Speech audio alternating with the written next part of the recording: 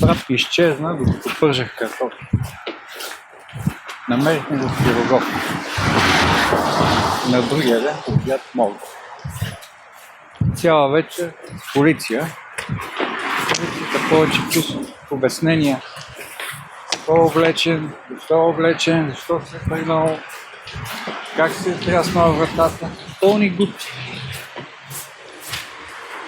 Обикаляш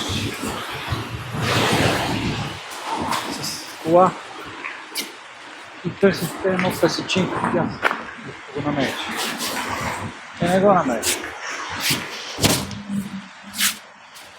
После не мога да си вземеш тялото. Пак обяснение. Пак разказ.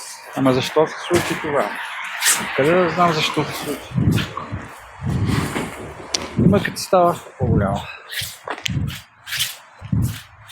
Накрая го изгорихме. Нямаше и гроб.